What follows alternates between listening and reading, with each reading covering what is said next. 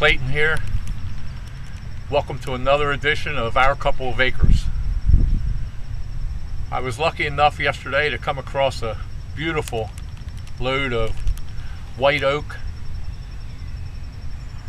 The tree was brought down by a tree surgeon friend of mine, and he gave me a call and said, bring your trailer up, it's free for the taking. So what we're looking at here is free heat for the home. So I'm going to split some of this up and show you some of the techniques that I use. I've got a 27-ton vertical and horizontal splitter here that will pretty much go through any type of hardwood that comes its way. It's a pretty sturdy piece of machinery. Some of the pieces I'll cut into smaller chunks for daytime burning. Other pieces I'll cut larger for overnight burning that will last a longer time during the burn. I'll also cut some what I call rain caps, which are narrow pieces with pretty much just the bark, and those caps will go on top of the stacks as I stack the wood, and I'll show you that later in this video how that works. So let's have at it.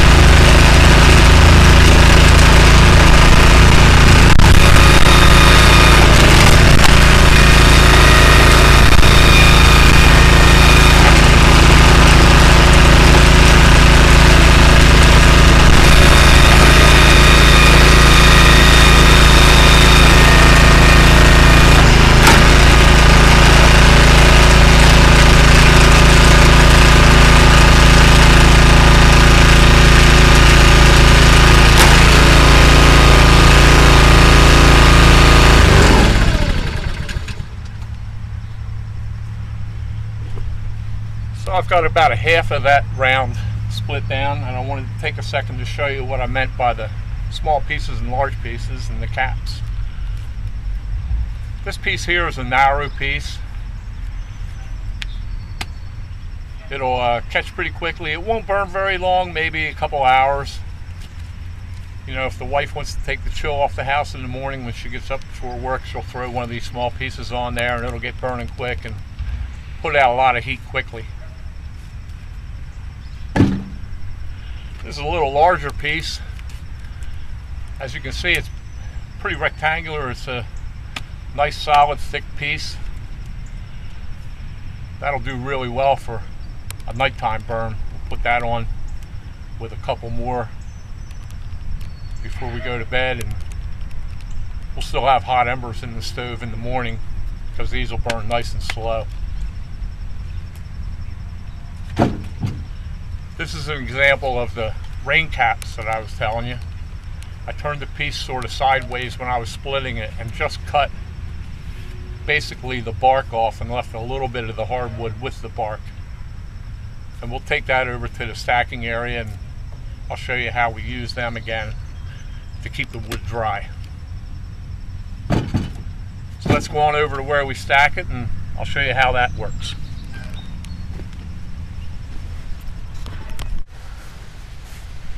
Okay, I've wheelbarrowed what I have split over to the stacking area.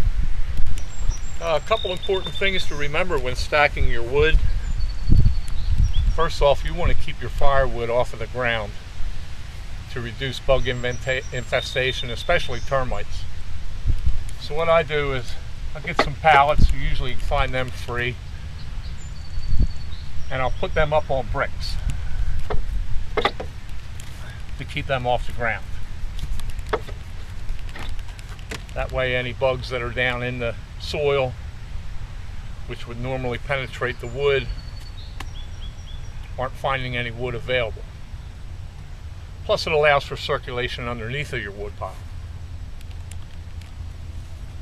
Second thing I do is I try to separate the different lengths of the firewood as I'm stacking it. That way, as I need it in the future, if I want some short pieces, I have them readily available. And if I want some longer pieces and larger pieces for overnight burn, etc., I also have them available, both in separate piles. I also leave some space in between the two piles for air circulation. It will help the wood to dry faster, and it will also allow for some sun to get to the back row of wood. As you can see, this pile here has been, in the back here, has been seasoning for about 2 years. And you can tell just by looking at it how dark it is and everything that it's very well seasoned and it will burn hot and dry. So what I have basically in here are short pieces from that round that I just cut. So I'm going to stack them in the short section. And what we want to do is stack them as tightly as we can. That way it will maximize how much we can fit on the pile. And try to keep it relatively level from front to back. That'll keep your pile from possibly falling over. So you just want to stack it in there nicely. It's sort of like putting a puzzle together. And then let's put this one up here. The last piece I have is what we call one of the rain caps again. And we'll put him bark facing up right on top of the pile. So as it rains, the water is going to wash across the bark and down off of the pile, thus keeping all the firewood underneath of it nice and dry and allowing it to continue to dry without having soaking rain hitting on it. So that's about it. About 18 months or so to 2 years will be the optimum drying time for this white oak, and we'll be heating the house for free again in 2020.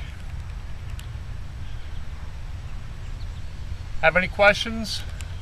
Enter your comments at the bottom. If you like this video, please like it and subscribe to my channel. There's a lot more going on here at Our Couple of Acres. You have a beautiful day. I'll catch you on the next one.